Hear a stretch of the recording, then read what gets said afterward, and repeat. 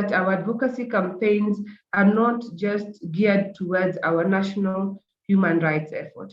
So please feel free to engage in this platform. We are here to discuss and we are here to get your inputs so that by the time we are writing to the African Union once again, we will know which thematic areas or which priority areas from the human rights perspective do community want to make it a priority in the new strategy that AU is coming up with.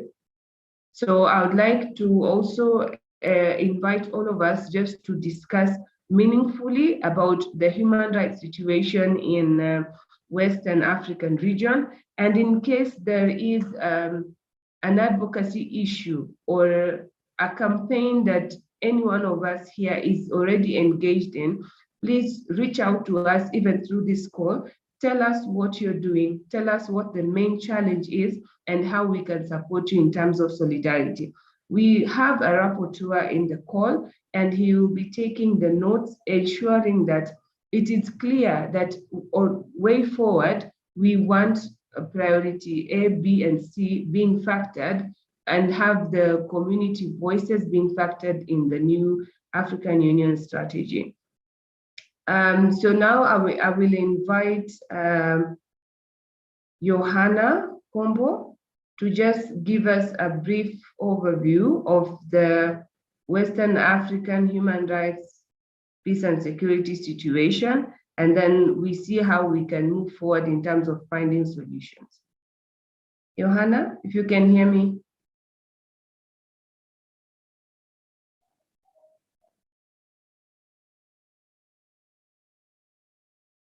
Johanna, if you can hear me.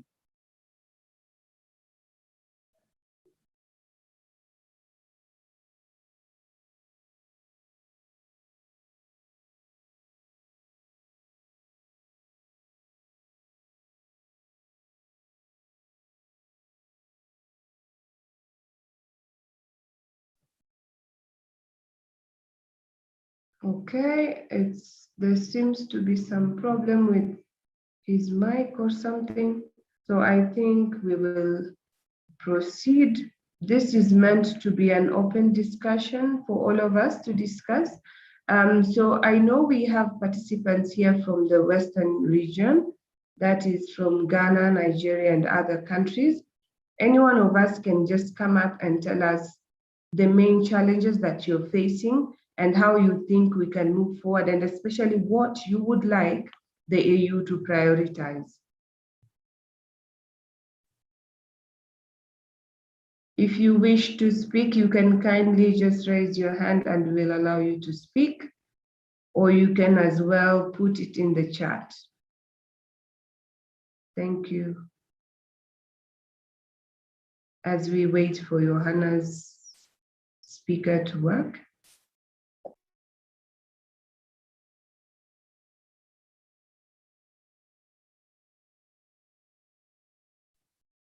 Ishaku Inusa.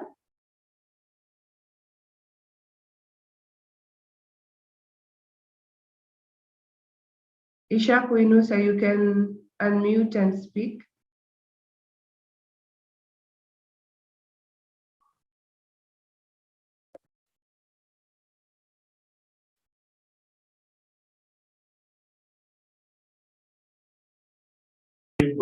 Nigeria.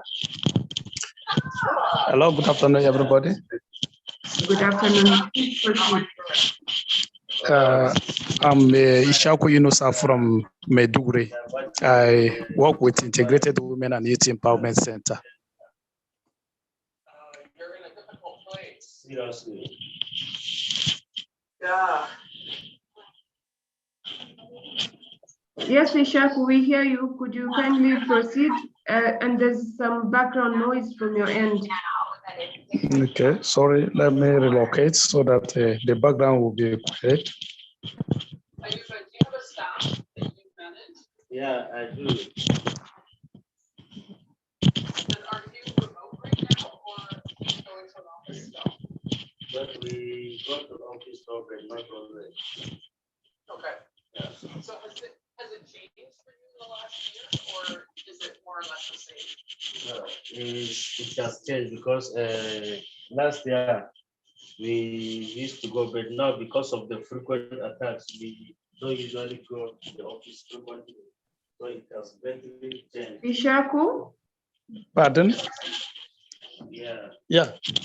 Some of the we can still hear the background noise. Do you wish that we give someone else an opportunity as you sort the So that situation? Okay. Yes, Usman, please unmute.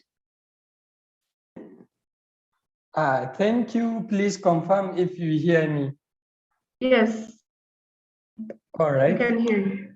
Thank you. I'm calling from Nigeria, Borno State Northeast to be precise. So I'm sorry I'm joining a bit late. I missed some of the background information you give, but from the introduction you gave, I think I had enough that I can be able to give my own contribution.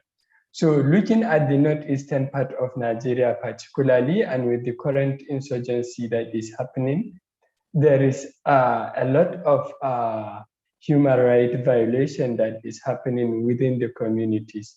And most of these issues are underreported, very much underreported because of the culture and because of lack of confidence in governments that they may not necessarily take action.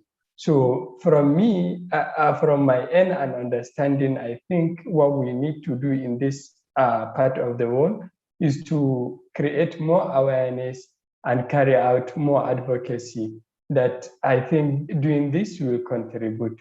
So thank you, and I will continue to contribute as we progress in the meeting. Thank you. Thank you, Usman. Sorry. Can I come in? Bashir, okay. Yes. My name is Bashir Dair Tuku, the Executive Director of Global Education in Emergency Support, operating in Adamawa State. And, I retired Permanent Secretary in the Ministry of Education.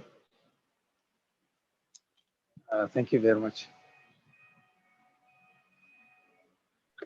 So Bashir and everyone else who's joined after, the discussion is around how can we make the AU work for us? How can we directly somehow contribute to the Agenda 2063 as community members, as individuals? How can we bridge the gap between the AU and communities so that we don't feel like the AU is just a matter of heads of states engagement and that's it? How can we get the communities to understand the operations of the AU and the commitments that governments make? Because currently, as we speak, if community members are not aware of the commitments made by their governments, it's hard. It's Yeah, hard. can I? Sorry. Sorry, can I go ahead? Yes, please. But you've heard my background. Sorry. Can I go ahead? Yes, please. All right. So I feel generally that there is the need for the AU to expand its activities down to the state and even local government levels. Activities should be formed in terms of proper mobilization of the stakeholders in all countries and in all local governments, authorities, so that at any point, the common man in the street at a village will know that what EU is doing. We have seen a lot of projects that are being supported by the EU, and you can see the signboard. But when you ask, people don't know what the EU is all about. I feel there's the need to engage the civil society organizations in all the states to undertake activities of enlightenment of the programs of the AU generally, so that at the end of the day, the community will be fully aware what are the activities and what is being done, especially in the insurgency states of the Northeast.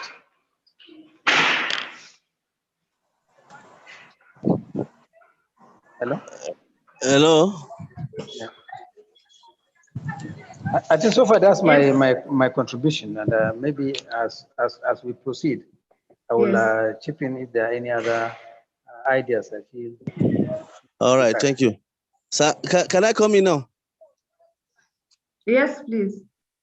Okay, my name is Aminu Malum. I'm representing the network of Adamawa non-governmental organization.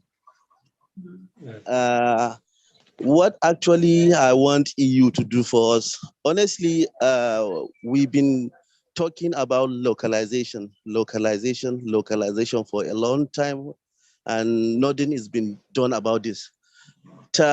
Recently, because of the COVID, has exposed a lot of INGOs, keeping them behind their monitors, screens, having meeting without them going to our communities to do whatever. To show you that without this localization, we have a lot gap to fill. Do you understand? So let this localization agenda be on real, not only on papers. Because without us having this localization agenda on ground, really on ground, we are not going to go anywhere. You will just keep on having Zoom meetings online and the rest, while we, the local CSOs, are the one on ground. So let EU hammer on this localization agenda. I think this will help a long way to go. Thank you very much. Thank you so much for your contribution. Can we have Aminu Malum? Aminu? I just contributed. It's Aminu Malum. Sorry, I will raise the hand down. Okay. Then we also have Ali Gambo. Karbu.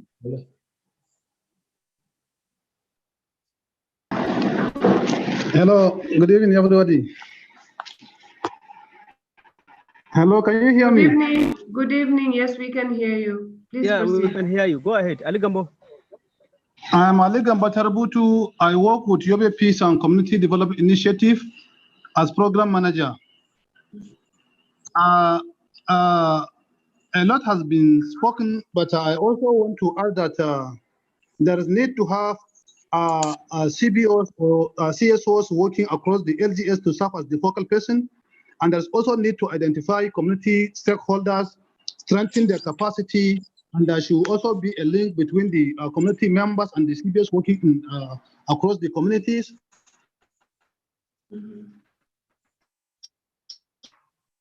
So that we have to feel like reporting to them. We are losing you. Hello. Hello. Okay, we can hear you now. Okay, and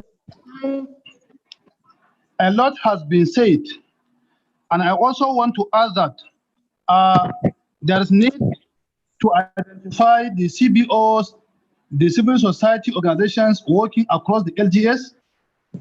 Those CBOs and CSOs should serve as focal persons, and there's also need to identify our community stakeholders to strengthen their capacity and to build a link between the community stakeholders and the CBOs across the LGS, so that we have a means of reporting whatever we feel like reporting to the appropriate channel. Okay, for the purpose of those who do not come from your country, what does SGS mean? CSOs means civil society organizations, meaning the national NGOs. And the CBOs means community-based organizations. And here in Yobe, we have a lot of community-based organizations. We have a lot of civil society organizations, in fact, across all the LGS. Mm-hmm. So I believe if we are to strengthen their capacity and we create a link between the community and those, that will go a long way in providing appropriate means of reporting whatever we come across like. Okay, Thank you. thank you. Hello? Johanna, if you're, Hello. Yeah, thank you, Zaina, for the opportunity. Hello. And Can you hear me? okay. Is the floor mine now? yes, Johanna. Kindly, let's all please raise our hands if you wish to speak before we unmute. So we just have some sequence. Thank you. Okay. Yes, Johanna, please proceed. All right. Hello. Thank you Hello. so much. Shall I come in?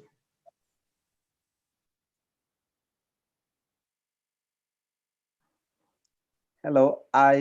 Okay. Okay. Thank you so much, Zaina, for the opportunity to speak. Unfortunately, I had some technical issue earlier when you called for me to give an overview about the human rights situation in West Africa. So maybe I will start from that point before I link it to the need to engage the African Union with approaches and local-based initiative to be integrated into their approach. Now, let me start with West Africa is having 17 countries. And those countries are close: Nigeria, Ghana, Cote d'Ivoire, Burkina Faso, Mali, Senegal, Guinea, Benin, Togo, and the rest of them. And if you check critically, you will see like virtually half of the continent is on fire. Either political crisis, security situation, or different kind of things that are going on in each of these countries. And sometimes, because of most of those crises, you will find out that there's one form of human rights abuses, either extrajudicial killing or criminal activities, and so many other things that constitute human rights violation in these 17 West African countries. It got terrible when the pandemic came in, because it breeds a kind of gap and also possibility of more violations to happen. And the rate on the domestic level also got high. And virtually there was no window period for monitoring those violations. Now, because of all these problems, if you look at the 17 countries of West Africa over the 6 last months, you will discover that Haki Africa, with the monitors, were able to document over 155 cases of human rights violation committed by both states and non-state actors. The question is African Union aware of all this? Maybe or maybe not.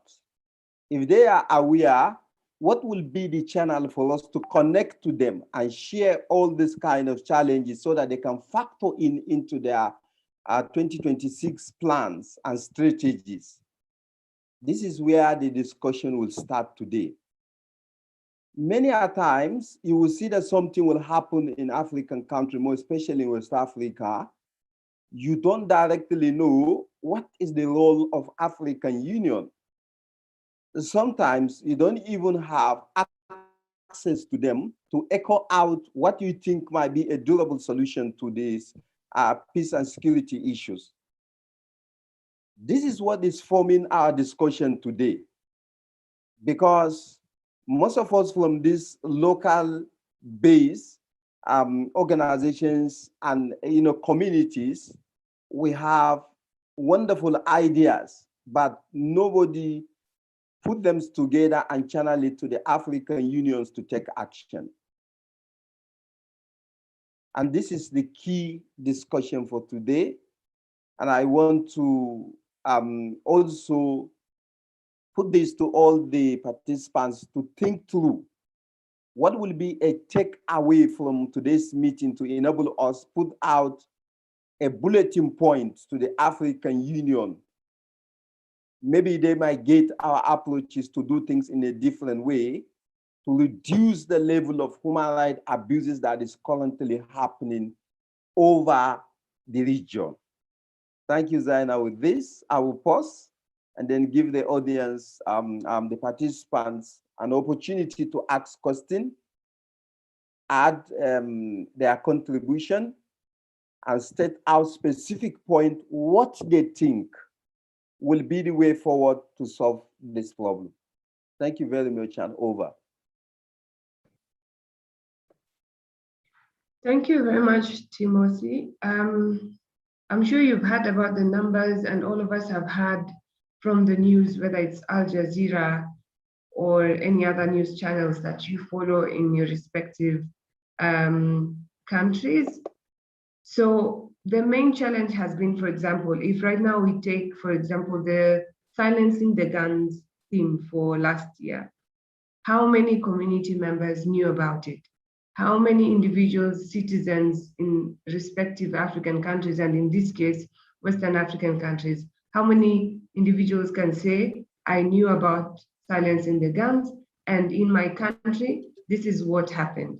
So because we are doing somehow like an evaluation of the previous and trying to also chip in into the new strategy that the AU is developing. So I would also like to hear from all of us whether we knew about the silencing the guns campaign. If we had about it, what did our respective governments, or rather, how did our respective governments implement the campaign in our respective countries? And if you didn't hear about it, what could be your recommendation going forward? So let's look at the previous and the now, and what we want the African Union to be like in the future. How do we want the community engagement going forward from the African Union? Because like the discussion we had yesterday, we also had others having difficulties joining this Zoom call. That gives you an indication that not everyone, for example, can access and attend Zoom calls to participate or engage meaningfully. So what happens to the section of our communities who are locked out either because of electricity connection or because of lack of access to internet connection? Mohammed, I see your hand up. Please unmute. Mohammed, if you can hear me.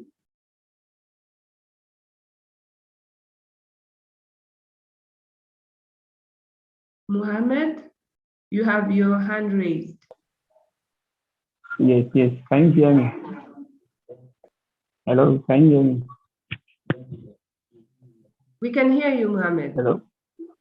We can hear you. My name is Mohammed Adamo, a program officer from the Global Government Commission, Zola. Actually, silencing guns, like you mentioned, it's my first time hearing, but I've made when I was reading the agenda 2053. So I saw it there in the AU agenda. But actually, basically, in the local or grassroots, mostly people are not aware of it. So I see there is a need of advocacy, engaging with stakeholders and all POC localization, like one of my brothers said it, so that it will enable the people in the community to understood and also to know what actually the silencing ground means and to have a peaceful community. Hello. Hello. Are we together? Yes, we can hear you, although you're not very audible.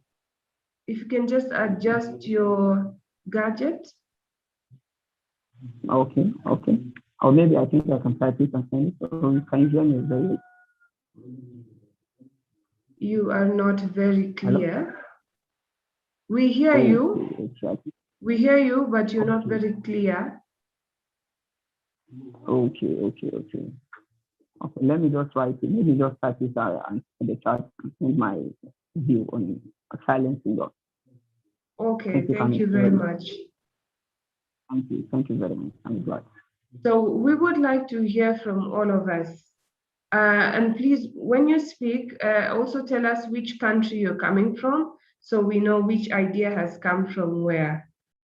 There are a lot of things going on at the African Union. We have a lot of strategies in place, and our governments, our respective governments, have given out a number of commitments. But also what we would like to know is how far have those commitments been implemented, and how else do we wish the African Union, how can it better engage the community to ensure governments also, implement those commitments that they say at the African Union level, and how are they able now to go down to the grassroots and pass the information. So I would like to make this an open discussion.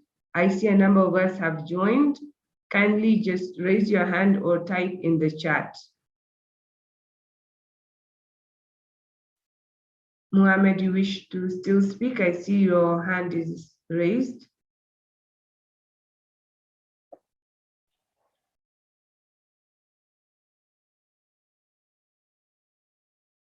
Mohammed Adamu? Okay, Ferouz Fardani? Ferouz? Yes. Yes, please proceed. Hello, everyone. My name is Fawz Fardani. I'm from Comoros. And I think most of the things have been said.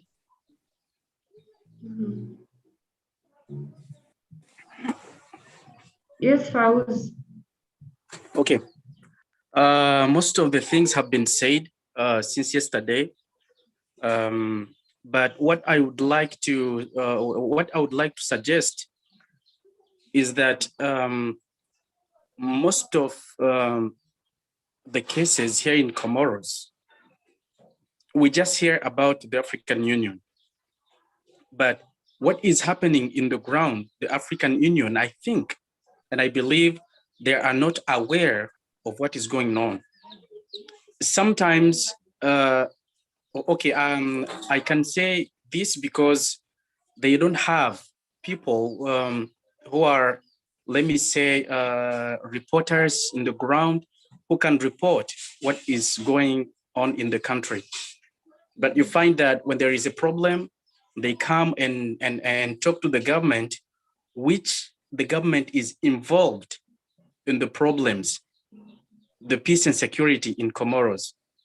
So what I would like to share, or maybe to suggest, is maybe we talk to the African Union, we as the young Africans, to have people in the ground who can report what is going on. Let me take an example. Here we know Comoros is, now we have 3 remaining islands. And what is going on right now is people are getting arrested, and some are even getting killed. I don't know if the African Union is aware of all those things or not.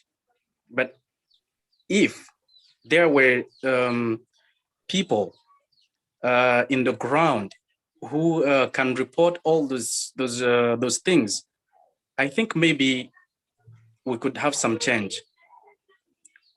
So what I'm saying is maybe we look at how we can make the African Union better than the way it is right now, because most of the young people, they don't even know what is the African Union, what is it doing in Africa.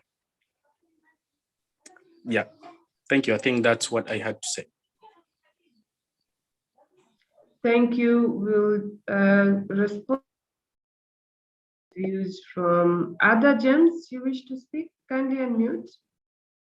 Ada James. Ada? Hello, can you hear me? Yes, we can hear you. All right, thank you for the opportunity. Ada James, calling from Nigeria. Okay, I think a lot has been said, and in addition to what has been said, with the context of Nigeria,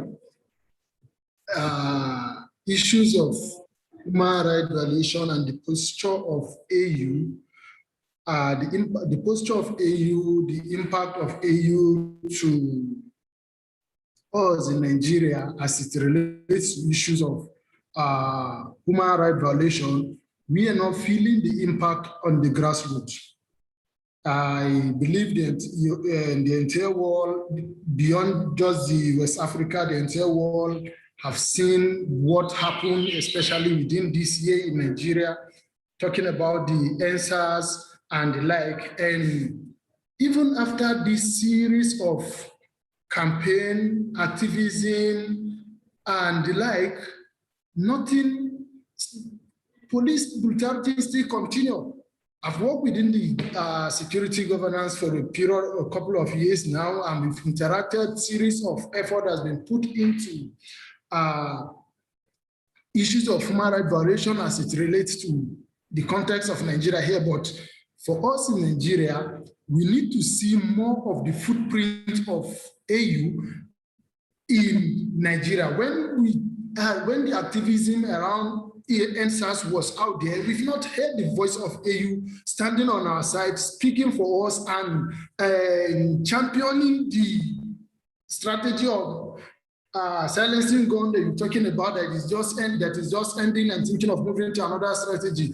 We need to see more of that. We need to see more of the footprint of AU in Nigeria as it relates to issues of human rights violation. And at the moment, Nigeria as a country now, what we're faced with as it relates to the issue of human rights violation is more than ever. And so the new strategy, in my opinion, should look out for grassroots engagement and grassroots campaign where everybody, but for me, if not being within this sector, I don't think if you meet a common man in Nigeria now will tell you that he's aware of anything around AU strategy as it relates to silencing gun or whatever. So I think more needs to be done for us to feel that we are carried along, we're involved, and for the impact of AU's posture as it relates to the issue of human rights violation to reach the common man in Nigeria. So I think more can be said on this. We continue, we'll talk about this, we talk more and more, but I think let me just stop here because others will have more to contribute on this, because especially for us in Nigeria, the issue is not just Northeast, but the entire country. Thank you. Just before you leave, we saw the ANSAS campaign in Nigeria, and it was very powerful because I think the whole of the African continent felt you, and everyone knew about what SARS is doing and what the government is doing about it. But you realize that in the rest of Africa, not so many people are able to organize like you did. As much as you say, yes, there's nothing much that has happened from the AU side, but at least it was vocal, and the African individuals, communities heard about NSAS. So the one of the things that we want to get from you, as you know, we interact in this call and even after, because we're also trying to have a solidarity movement, one that can speak for all Africans. That if NSAS, campaign is happening in Nigeria, it should happen in Ghana, it should happen in Kenya, it should happen even in South Africa. If South Africa has their own campaign, this should happen the same way. The wave should be the same going across from the south to the north.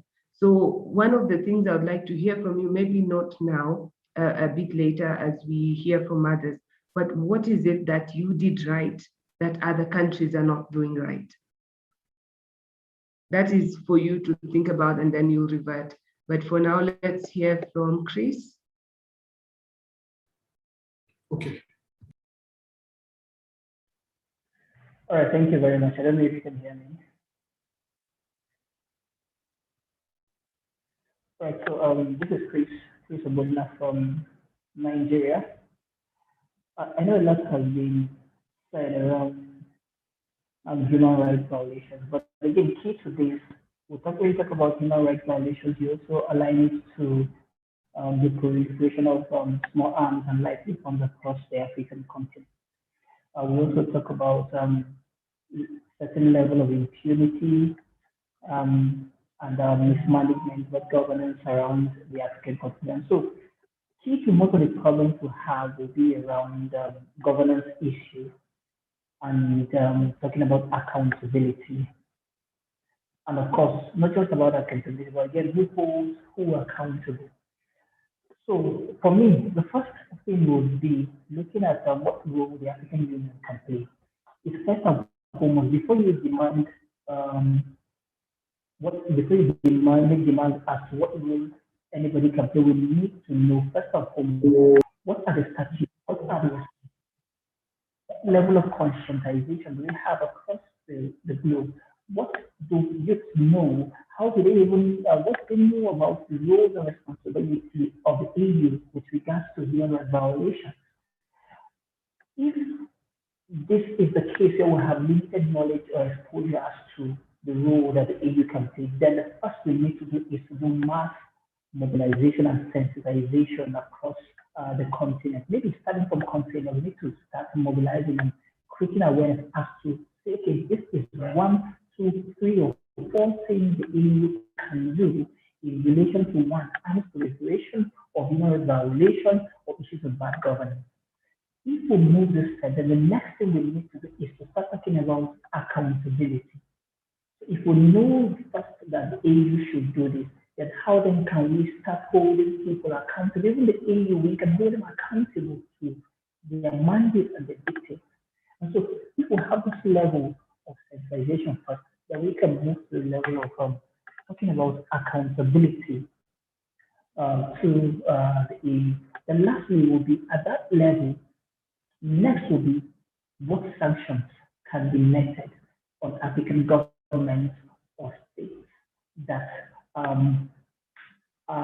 notorious, pardon my word actually, but notorious in the violation of human rights and have little or no control around arms proliferation within the country. So these are the things we need to do. So in terms of holding the EU accountable, we can start talking about what sanctions can be meted on states or heads of governments that are violating the principles. And lastly, I know that there are plenty protocols, laws across the union with regards to arms control, with regards to human rights violations, and all of that. The next question will be how many countries have domesticated those protocols within their domain and all of that. So these are key things that we should start pushing out for. Not just while we have the need to do mass mobilization, mass protests like we have within the NSAS process, we need to also look at, again, level of advocacy at a higher level. People can be held accountable, where people should, or we can push for sanctions, where these cases do not hold sway. There are a lot we can talk about at this level, but I just need to summarize it around this point so I can give other people opportunities to also making their contribution. Thank you and over. Thank you so much, Chris, for your wonderful contributions. So I'm seeing a number of hands up. I'm not too sure if Mohammed Ada still wants to speak. Maybe we can then go to Isa Mohammed. And for the rest of us who've raised our hands, please indicate on the chat whether you still want to speak. But for now, let's listen to Isa. Yes, thank you, Zainab, for the opportunity. Yeah, still on the human rights violation. Here in the Nigerian Constitution, the law provides for the right to life, right to dignity of the human person, right to personal liberty, right to a fair hearing, right to a private and family life, right to a freedom of thought, conscience and religion, right to freedom of expression, and the press, and many more. But unfortunately, there are a lot of things wrong with the Nigerian system. and it keeps affecting the trend of things as far as the country is concerned, thus leading to the violation of human rights in Nigeria. So it is pretty unpleasant to note that even those meant to be custodians of the law has a lot of problems. Apart from the fact that many of them are used to breaking the law without rumors or remorse, some of them still experience situations where their own rights are also trampled upon. So, for instance, it is not a new thing in the Nigerian system to hear about cases where police officers beat and disgrace even lawyers. So it calls for attention that if people who are quite close to the law are manhandled and violated, what should become of the majority living in a society where there is no consequence for such breach of a citizen's fundamental human right? So let it be stated here that the judicial sector exists in every society for very good reason. So this is actually the place where members of the society are expected to move to when they want to vent their anger and grievances over stuff and they are not pleasant with. This is followed in line with the established provisions of various laws of the country, and it doesn't contradict with one another. And generally, for me, in conclusion on the violation of human rights in Nigeria, our government has a responsibility to ensure the rights of Nigerians will be secured and protected. The government must ensure the society becomes one, where everyone becomes equal before the law. And additionally, the African Union should enlighten or should play their role in terms of educating others about their right. Thank you.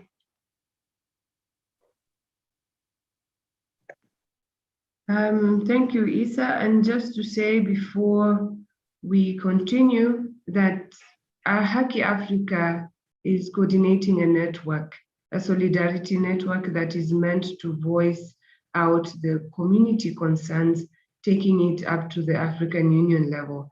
And that is why we initiated such dialogues so that we can understand what is happening in the Western region, what's happening in the Southern region, what's happening in the Central, North, Sahel, so that by the time we are reaching out again to the African Union, telling them that this is what the African communities are saying, then it will be something that all of us have agreed, and it will be a legitimate, probably submission that we need focus to be taken on, say, police brutality. Like yesterday, we also have sexual and gender-based violence as a key concern in the Southern African part of the continent. So while we speak, please be free and be sure that your concerns and your voices will reach the African Union. We will, through our rapporteur, compile this report and we will share with the key contact persons who will also share with you. But if you wish that we also connect directly, please go ahead and put your contacts on the chat, and I will ask our colleagues to also share the link for you to join in the group if you wish to be part of the network, so that we can have a robust grassroots network that collaborates, and just like someone has said, to avoid the underreporting that is being seen, to avoid the apathy from individuals who feel that even if they raise their concerns, nothing will be done, no action will be taken. Because we are here as brothers and sisters to support each other and to ensure that this Africa is that which we want. It's not that decisions will be imposed on us, but it will be decisions that we also have contributed towards. And if it's implementations of policies that we are also involved to ensure the legitimacy and ownership of these processes, and so that we move as one continent, as one people towards the Agenda 2063, the Africa we want. Maikudi and Isa, your hands are still up. Do you still wish to speak? Hello? No. Good afternoon. Okay, good Hello? afternoon, my Kudi. Good afternoon, we can Yeah, hear you. good afternoon. Yes. Here is my suggestion. Yes. I am Mekudi Magaji from Yobe State. Hello? Yes, yes, we can Hello? hear you. We hear Okay, you. I'm Mekudi Magaji from Yobe State. I second the two suggestions made by my two colleagues, that is Aminu and Ali Tarbutu, where they are calling the attention toward engaging the grassroots level people. So here I have two channels that can easy aid the process. One is that the African Union has to work with the network of civil society at the state level. Second motion is that let them engage voice and accountability. We have something called voice and accountability in my state, Yobe, where a representative from each constituency was engaged in that movement. So I want European Union to work with them so that to ensure the accuracy and reliability of engaging the grassroots. Okay, could you kindly expound more on the voice and accountability? Hello, my Kudi. Could you kindly expound more on the voice and accountability? Hello? Yes, please Hello? proceed. We can hear you, my that- Kudi. Yeah. So in each state, there is a representation of state assembly member. So under each assembly member, we have selected one CBO. In my state, we have 17 local governments. Out of that 17 local governments, we have two House of Assembly members. So in each House of Assembly member, we have under him, we have one community-based organization, making 24 members. And that 24 members of the CBOs, they are the one that form that voice and accountability. And that voice and accountability used to raise the motion from the ground to up. So that is the only channel, must be the easiest channel of passing the message or receiving message down to the grassroots. Okay, thank you. So I will let Johanna Kombo to respond to some of the concerns, and then we can continue and take up other matters. Okay, thank you again, Zena, for the floor. Actually, most of the points raised are key because I can relate clearly with some of the participants who raised concern about the EU, African Union silence about the movement of NSAS in Nigeria. So some of these examples will make entire region things like the African Union are not active. And so the best way to engage them is that there should be a mechanism that addresses or speak to the government in power or president of a country when things are going of such nature. And they should be much more very clear in a way that they will release an open statement so that the grassroots people will really know that African Union is sincere, is objective, and is clear about the interests of the grassroots people. Otherwise, it could just be a paperwork where terrible things are happening, like the case of Uganda. You saw how a sitting president of a country is directly persecuting an opposition and then cutting up internet, which is actually a human rights violations to deny someone access to internet. The question is, where is an open statement by the African Union condemning the Museveni of Uganda? So these are some of the issues that if they don't address, people will think like we're just wasting our time, giving them a bright idea and they don't make use of it. Take example also of Cameroon and other countries who have been going for third time, and others were even asking for fourth time. And some of them keep on saying that they are supporting the agenda of promoting youth peace and security. The question is, what are you supporting when you are 70-something years and you are head of a country and you never include even someone who is 30 years to be part of the leadership of governance?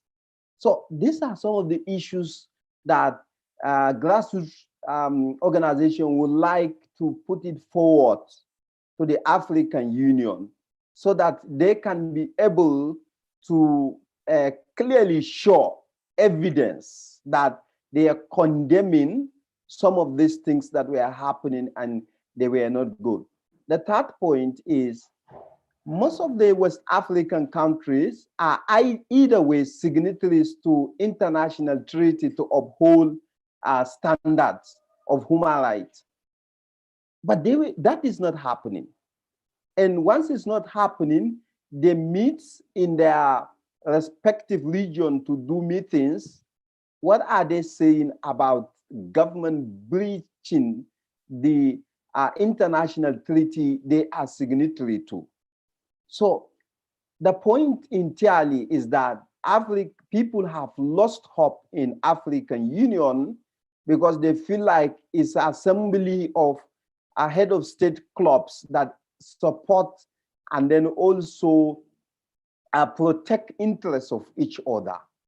That was why it's difficult that the African Union Committee to speak directly to a head of state that, look, this is against the international treaty and we will expel you from our union if you decide to go against the international practices. I can remember we are a sitting president in the African countries that was suspended from the African Union. So our take home here is that take the message back to them that could they point out a demonstrable examples, or can they act so that we can see an example that a leader or someone who violated human rights in the region has been taken care of. Finally, before I go, there's agenda for women, peace and security. Now, women are not really part of the game. Bilaterally, or let's say to say that technically, if I have to check, like they say, women are involved, they are part of the processes. The question is, how do you achieve peace as African Union when you know victims of sexual and gender-based violence, those who have overstayed in captivities of the armed fighters in armed groups, who has knowledge and experience? There was no processes to echo out their own voice into the peace and negotiation process. So these and other issues is what EU should factor into their plans, and that way it will going to go a lot way. Thank you, and over, Zainab. Thank you so much, team. I see Ada James, you've come back. Ada James? Yes, Zainab, thank you. I want to strongly agree with the last speaker, and do you body say that we have not seen an example of action from AU that will motivate us to know that they are standing by their weight. And just as it was mentioned, before joining this meeting, one of my motivation of joining this meeting is the fact that I expect a representation of AU will be in this meeting.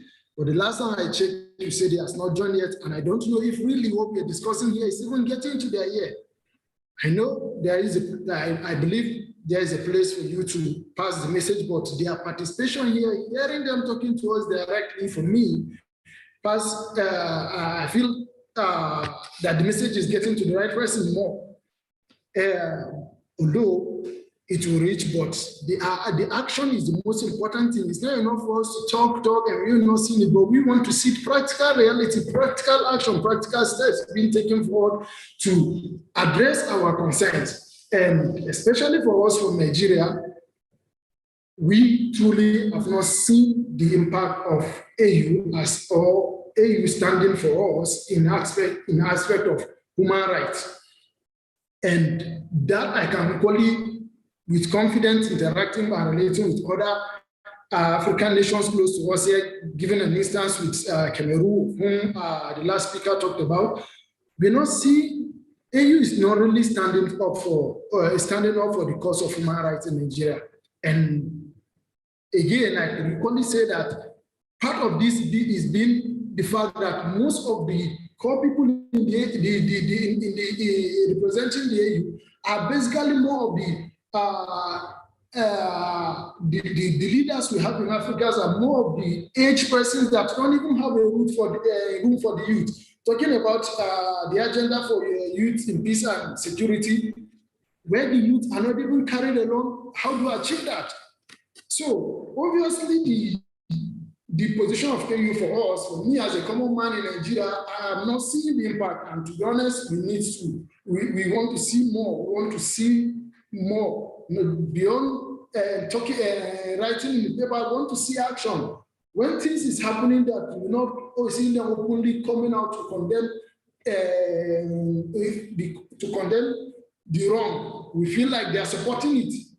And so our stand and our words still remain that let them own up to responsibility, let them take up responsibility and act.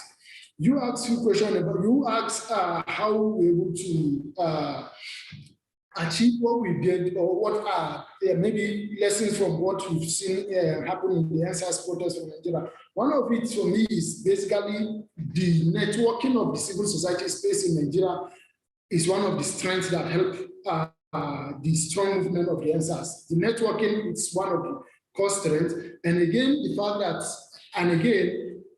collective responsibility. Collective responsibility in the sense that this issue affects all of us, and so we must come up and take responsibility and believe that it's our issue generally. So collective responsibility also aid the success of the NSAS protest. But however, along the way, a lot happened. The message, the initial message at the point, those social media contribute largely to the success, but however, the message that was out there in the message that were the message of the advocacy, the protests are all along the way was adopted. Different messages are coming from different places that now later affect the coordination of the protest. Then come the almighty hijacking of the protest by the talks and the talks engineered by the leaders who are the political powers.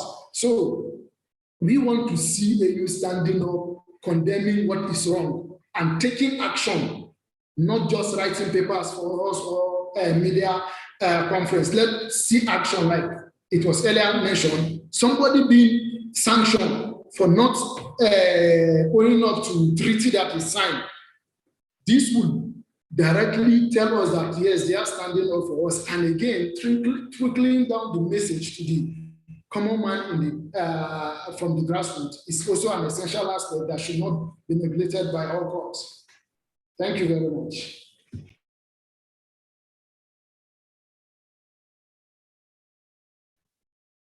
Thank you, Ada. And that bit of networking is why I also I've put on the chat that those of us who wish to engage even beyond this meeting, to kindly put your contacts so that we can reach out to you and also add you in our network. One of the reasons we started this engagement is because we know there's that gap. We know there's that perception that AU is not working, but we reached out to see how then can we work with them directly to make things work.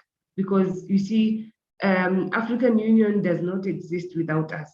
African Union does not exist without the respective countries that make it African Union. So it is important that we also put our voices together and, represent African people as one. Now, instead of working in silos as Western Africa, as much as we have different challenges depending on our context, but we know the underlying issues are almost similar. Talk about poor governance, talk about violence, talk about stifled economies. So we are more or less facing similar issues, similar challenges, but then how can we synergize and make sure that even as we go and speak to the AU, we are speaking with one voice? And our approach as Haki Africa has been engaging the communities to ensure that whatever we do, whatever action we take is legitimate and owned by the community members themselves. And that's why we've started this. So I want to assure you that, yes, we might not see action tomorrow, but this is a journey that we have started. And that's why we are engaging community members in all parts of the continent to ensure that once we speak representing the voices of those of us who are in the grassroots.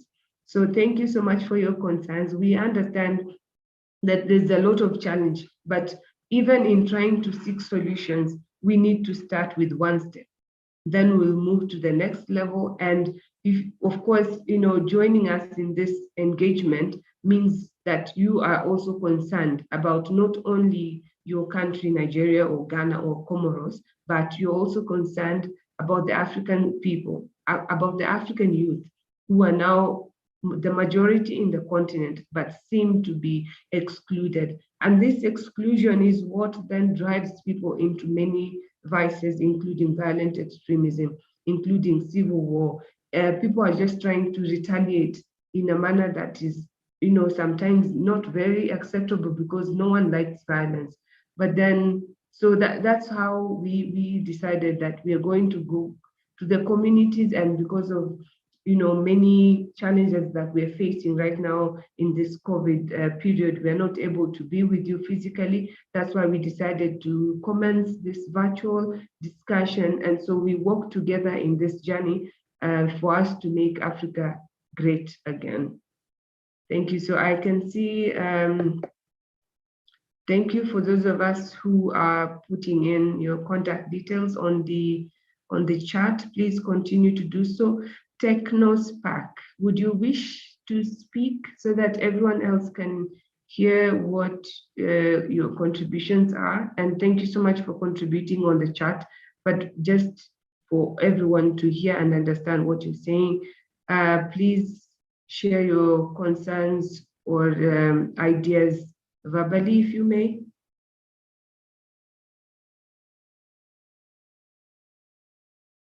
Let me see, I can see there are some hands raised.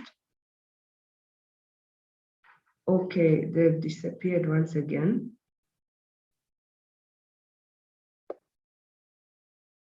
So those of us who would wish, Usman. Can you hear me? Yes, we can hear you. You see, fundamentally, if we were to talk about issue of carrying along all Africans in this issue of the peace project, I think there is need for all of us to go to the grassroots.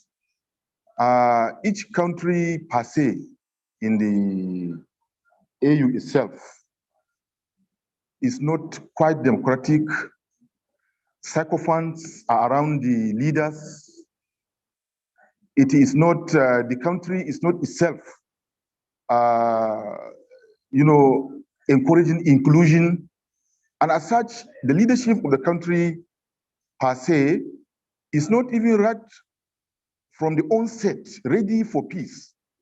And since at the right from the home front, the country leaders are not ready for peace. So even when they come and join the AU, so knowing fully what they are doing at home is not good, it's not correct. So they may not likely succumb to ideas that may bring peaceful coexistence in the region. So what I'm trying to say here is that right from the onset, right from the grassroots, each leader should ensure in his country there is justice, there is equity, there is fair play, and each leader should, as much as possible, try to give the people what they need. Basically, there is hunger, and people need education. They need to be educated. Those that have achieved some little level of education, they need to be empowered. And even those that do not have,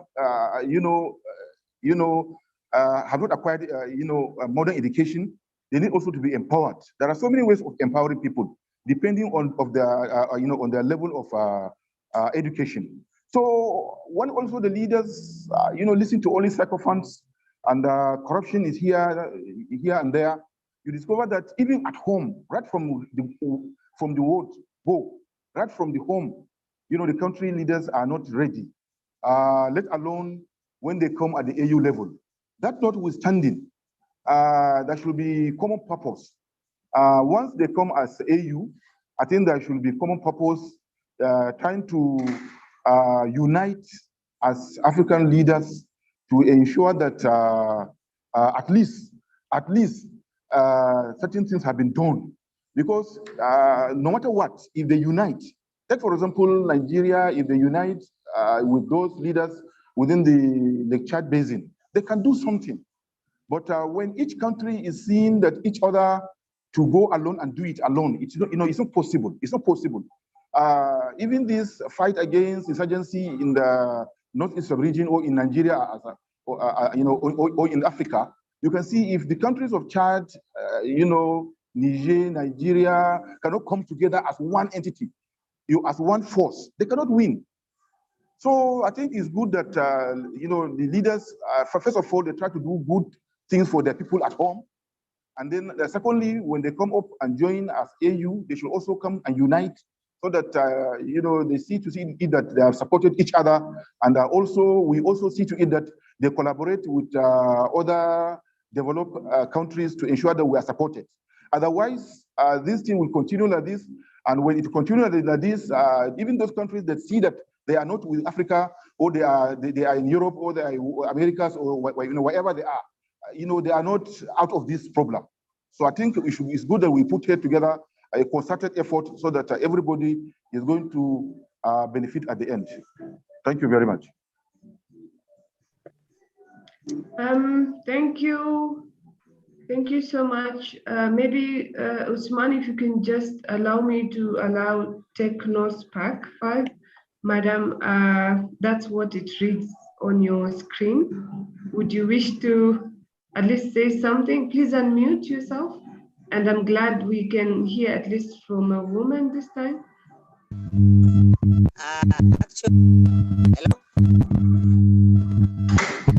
Hello? There's a lot of background noise, ma'am. If you could please. Okay. Yes, that's better now. Okay. Actually, in the whole of this process, unity is key. The African countries actually have to come together and operate as a team. And the most important thing is that each country should be taken as a very important one. Part of this problem that we are having of these armories, the problem that happened in Libya and others have made, arms to be in the hands of bandits so easy. So the only way we can do it is to unite. If these African countries do not come together, if you block your own country and the other border is open, then there is no how we can be safe until we all come together and put our heads together to work as a team. That is why the people who brought the idea of this networking, I think, is very, very important, and I support it. I really support it. Yes. Thank you, ma'am. You didn't tell us your name, please, and which country do you come from? I'm Dr. Fazuma Dada Mohammed from Yobe State, Nigeria. Pleasure. Okay. Yobe State, Nigeria. Okay, thank you. Fazuma Dada. Thank you so much, Usman.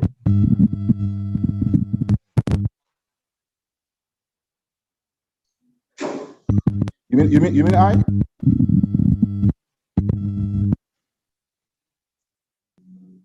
Hello? You had your hand up, so I thought you wanted to speak. No? No, I just contributed. Okay, okay. Thank you. Yeah. My name is Usman Ahmad Dada from Yola, Adamawa State, Nigeria. Okay, thank you. Could we have Babagana Isa?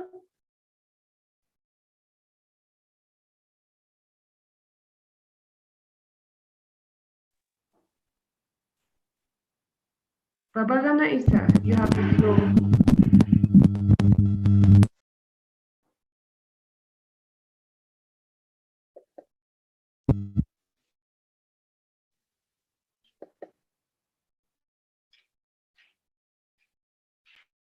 Babagana Isa? Okay, maybe before Babagana comes up, Zaina, maybe if I can respond to what the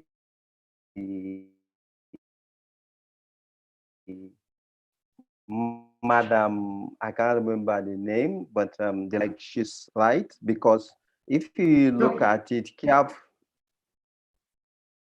Okay, can you hear me? Yes, I was just saying she's Dr. Fatma. Okay, what Dr. Fatima said, yeah. And again, let me bilaterally say that at least a female should speak, but you have been speaking since as a female, so I think we should also balance that as well.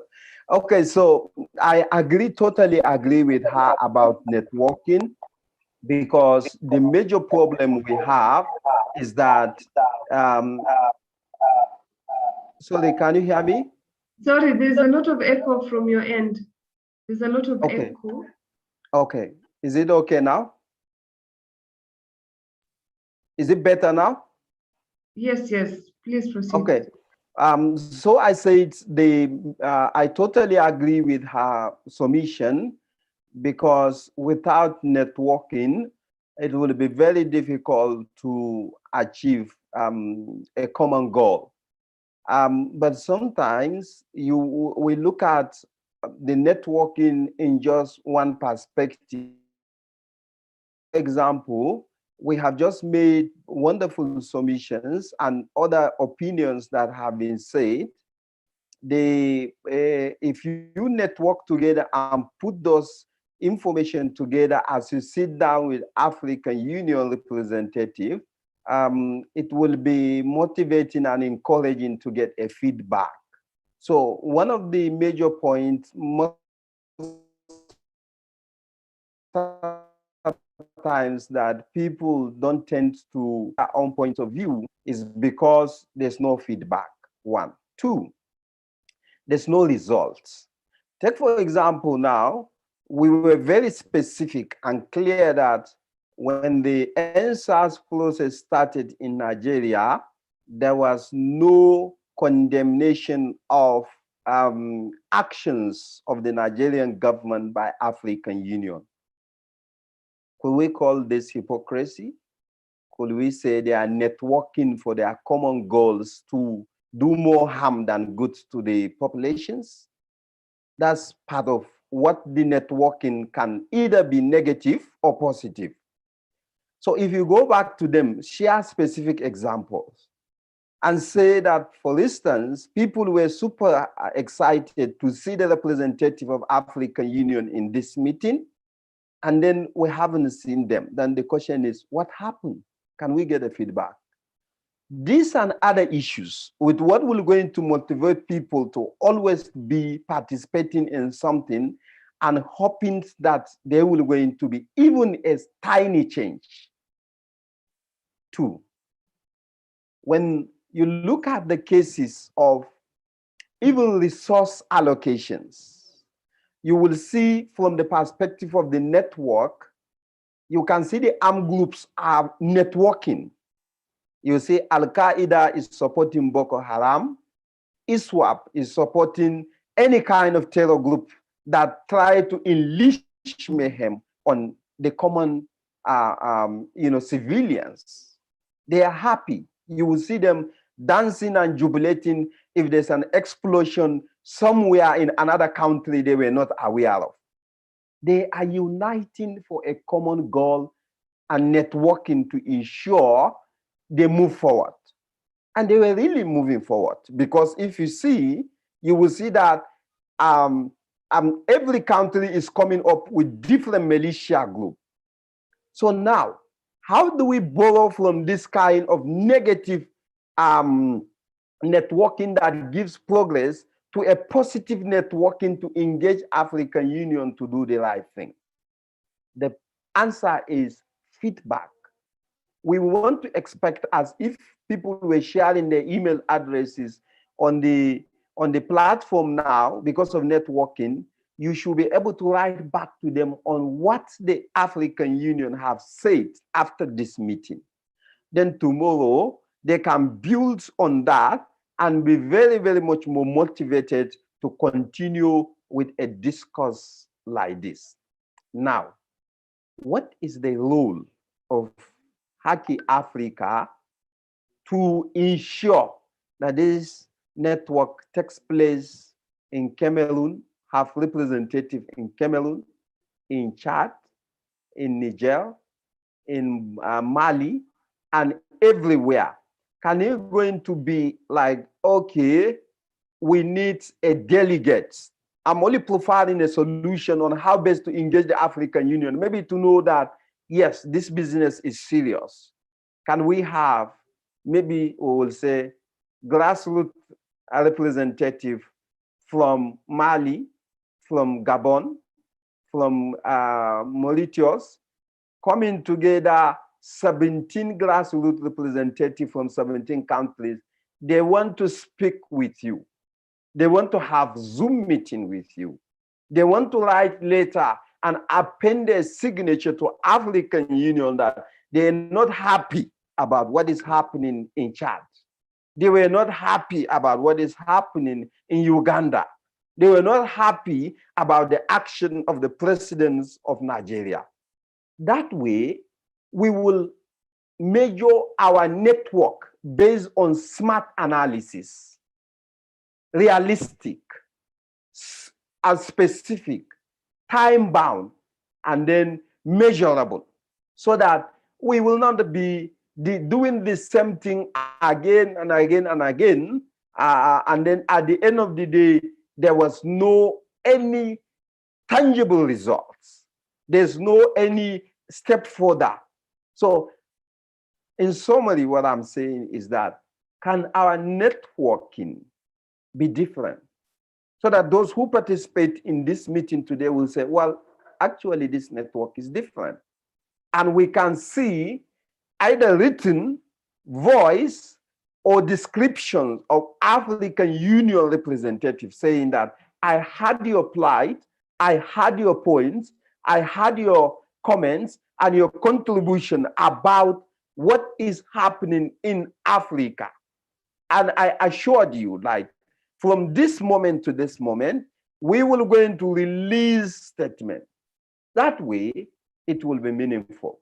So in summary, our networking should not just be like, we promise we will get back to you. We know it's not a day journey. These are common languages we have had over and over and over. Can we change strategies to ensure that we give feedback? Thank you, Zaina, and over to you. Thank you so much, Johanna, for your very wonderful contributions. Well, for me, I mean it. When I say we will get back, I mean it. We will definitely get back, because there's no way we're going to just have one-off meeting and expect things to change immediately. Remember, we said we are having engagements in all parts of the continent, so that by the time we're going back, we'll have, accumulated all the concerns from all the different regions. And just so you know, we are I can call it a grassroots organization because we started from Mombasa. Mombasa is a county in Kenya, and it has gone through, the community in Mombasa has also gone through a lot of marginalization and a lot of issues that are also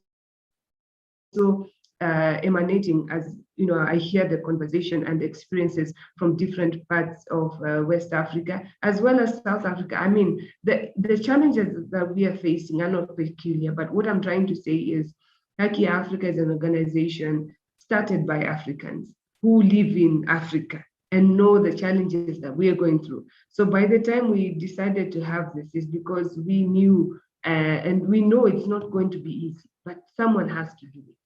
And so, because if we say we are not going to talk about this, if we say we are not going to reach out, then who will?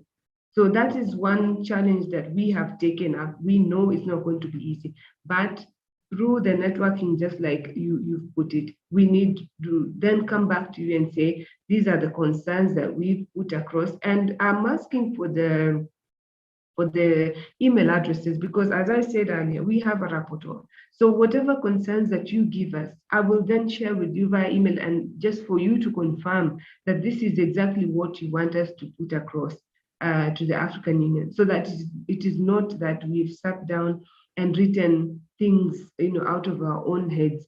So that, because it's unfortunate that today they're not here, but I want to assure you that this is the journey we're going to work together. We are not an international organization that developed from somewhere else and then was brought to Africa. We are indigenous, we are here, and so we resonate with a lot of the challenges that you also are going through. Just to give a chance to Gambo Garba. Gambo Garba. Yeah, thank you very much, Zaina. Are you hearing me? Yes, we can hear you. Yeah, thank you very much. A lot have been said. I am Gambo Garba from Nigeria. My concern concerning this relation to African Union, the role of the civil society organizations, what can be done in order to ensure that there is effectiveness in terms of the roles that are going to be played by the African Union with regard to human rights and peace and security in our regions. As I have said earlier, we need to change the approach, because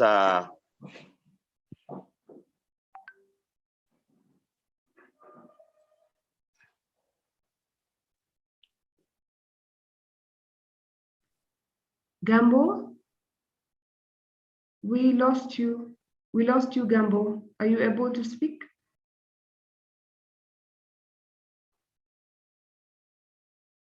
Gambo, if you can hear me.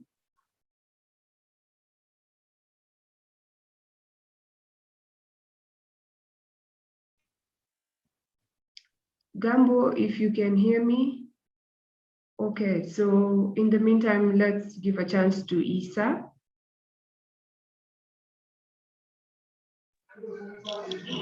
Yes, thank you, Zainab. Yeah, the role of the African Union as a mechanism of continent-level governance with respect to conflict prevention, peacemaking, peacekeeping, and peace building. For us, it's a serious concern over the challenging security situation in West Africa and the Sahel. So notably, threats posed by terrorism, maritime piracy, conflicts between pastoralists and farmers, and transnational organized crime, including trafficking in persons, arms and drugs, and illegal exploitation of natural resources, which can be interlinked. So as a result, the sub-region security environment has often been viewed as one that continues to be precarious and unstable.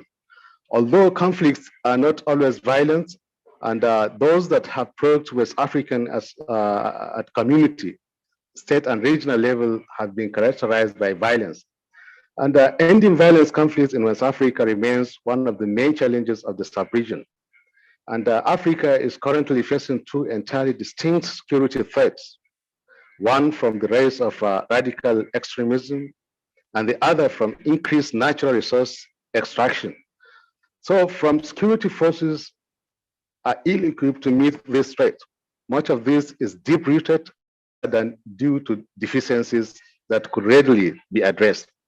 So now the African Union should address the drivers of conflicts and violence, including young populations, high unemployment, lack of equal opportunities, urbanization, poverty, inequality, and then too many guns and bad governance and corruption through the available grassroots CSOs and peace and security networks, and to encourage their efforts to support regional analysis and early warning mechanism. This is my text. Thank you, Zainab.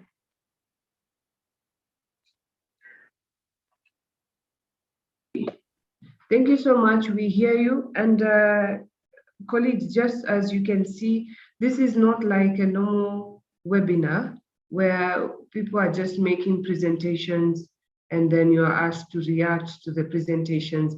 As you can see, this is an actual dialogue where we are giving everyone an equal opportunity to share the sentiments, however brutally honest, if I may put it, because we understand there's a lot of challenges we are facing and we just need to be open and free with each other. So thank you for your contributions, and please be assured that we are taking note of them. There was a hand up. Are you ready now? Isa Mohammed? No, it's okay.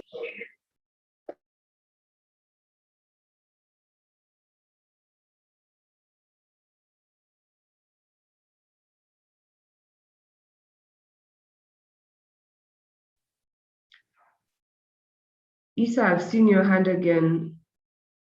Do you wish to speak? No, I tried to lower my hands. Oh, okay, thank you so much. So I see we have about 16 minutes to time, and I'd like to take this opportunity to give the floor to Johanna to probably give some concluding remarks. Sorry? Hello? Yes, Gambo. Yeah, thank you very much, Zaina. I have started that we need to change our approach as Africans because we have been specializing on the issue of the copy and paste. What I mean by copy and paste, that is embracing others' approach, which is not peculiar to our region. So as Africans, we need to change approach that is peculiar to our culture, to our tradition and our people. So we need to do that as a best way of having this improvement in terms of your human rights valuation, peace and security in our region. Secondly, we as civil society actors, we need also to do our homework. I mean, what I mean by our homework, we need to ensure that we become established in our respective domains, in our respective communities. We have to establish ourselves to ensure that we are reaching the grassroots. We have to know that what we are doing is making impacts in the lives of the vulnerable and the affected population. That is from our grassroots level. So from there, we can build a recognition that will enable us to reach a greater height. Then also in connection to this, we also need to work to facilitate community change. What I mean by community change, we need to transform people to become, abreast of the common challenges and to be able to respond to the contextual nature of our problems so that we can be able to bring the desired change. That is carrying people along, sensitizing them, putting them through the processes that will bring the desired changes. Then another way of doing it also is formation of our community action cycles. Because if the community have been reformed, so they cannot be able to withstand the challenges. So they need to have a fora, an avenue where this can be controlled so that it can make the desired impacts. So we can do that by establishing community action cycles where some selected personalities among the community members will be given responsibility on how to steer the affairs of such community members, thereby achieving tremendous successes. Then we can also look at a way to enhance our unity. What I mean by our unity in diversity, regardless of our religion differences, cultural differences, even the region to which we belong. Some of us are from West Africa, some from East Africa and the rest. So we need to have a fora, like a network where we will have representatives that will come together to speak with one voice, to speak on issues affecting us from the different angles. So if we can be able to bring this together, I think it will greatly assist us in achieving the mandate of this movement. Then we also need to align ourselves with our various governments. Government in the sense that we need to do work that will complement the effort of the government towards alleviating sufferings of the vulnerable population and persons affected by conflict and the rest. So by aligning ourselves this way, we can be able to bring the people together to see the importance of the civil society, thereby coming together to have a very strong and formidable team where we can bring the desired changes.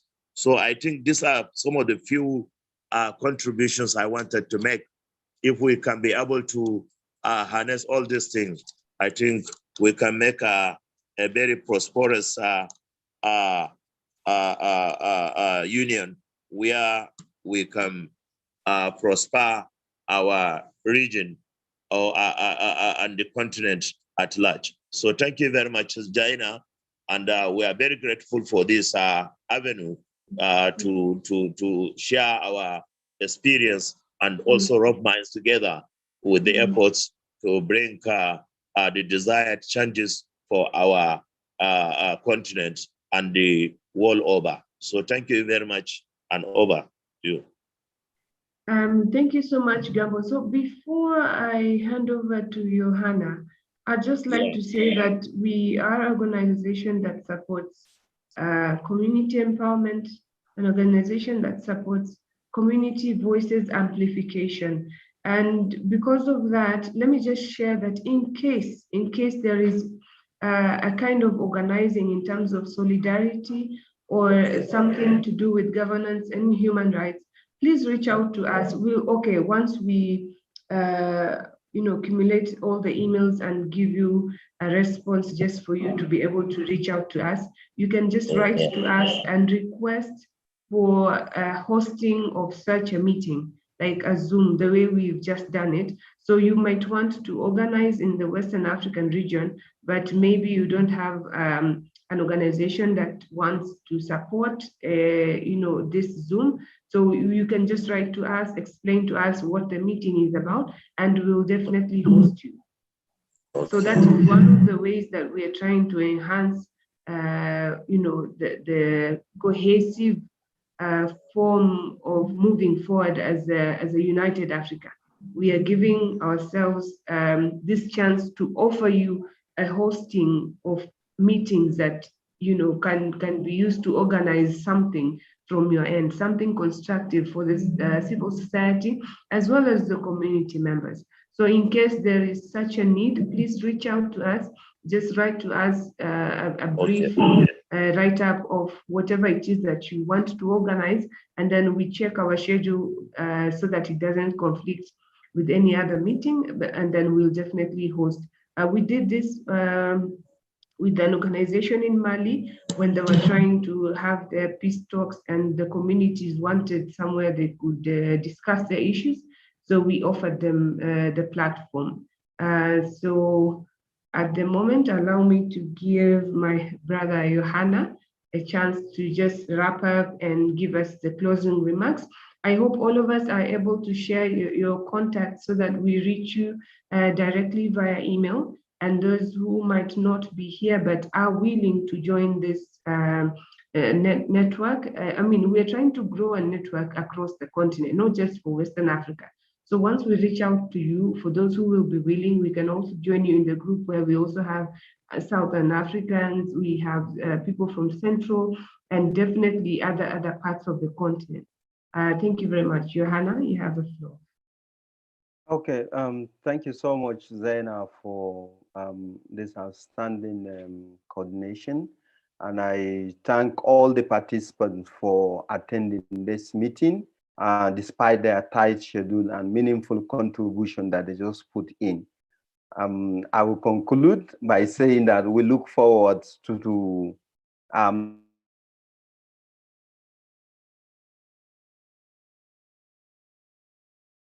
we keep this going. Thank you so much also for opening the network and supporting those who might be of need to ensure that they further this conversation. And thank you so much for this. And I thank everyone that have participated in this meaningful conversation. Thank you so much. Bye for now. And finally, I don't know whether Zaina, you might like us to display our pictures so that you can have a screenshot. Otherwise, we might call it a day and over. Yeah.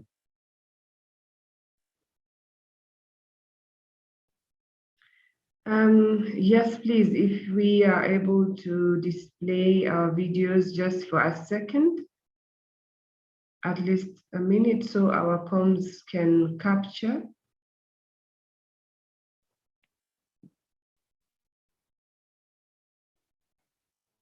Thank you. Thank you. Let's have our cameras on so we can take a screenshot and then we'll call it a wrap.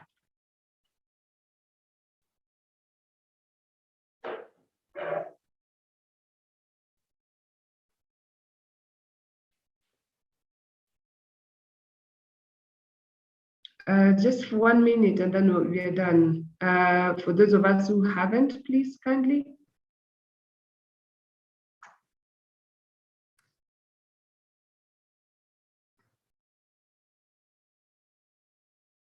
Okay.